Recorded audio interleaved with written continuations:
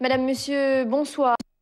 Les responsables de l'atelier pour la réinsertion des personnes handicapées se plaignent de la mauvaise volonté de certains employeurs qui refusent de les embaucher.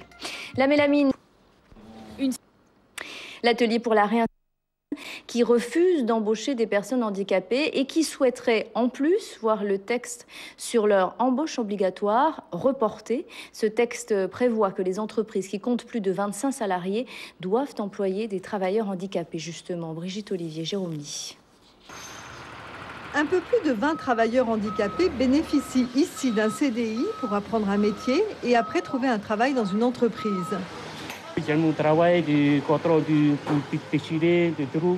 Si on a le trou, on met derrière les chauffeurs machines, puis commence à combattre derrière. Bon voilà, moi c'est d'encadrer déjà mon équipe de travailleurs qu'il y a là, les encadrer, les former sur le poste de travail qu'ils sont, les aider à être autonomes, quoi, indépendants.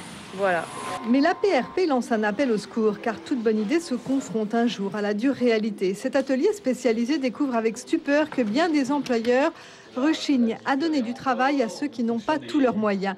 Pire même, le ministère de l'Emploi pourrait bien envisager des modifications d'un texte élaboré pour l'insertion dans la vie active. La réinsertion, alors il y a une connotation sociale de le mot réinsertion des personnes handicapées en utilisant le travail.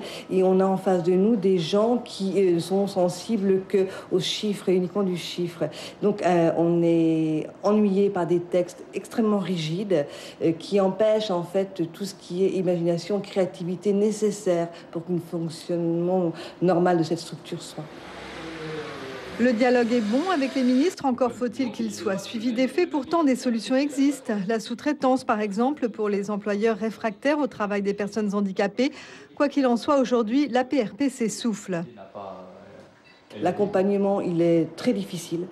On a l'impression de faire et de refaire des papiers administratifs qui restent sans réponse. L'économie va mal, mais donc du coup, chez nous, ça va mal aussi. Et en fait, on n'a pas l'impression d'avoir le soutien et la réactivité nécessaire pour que cette structure fonctionne.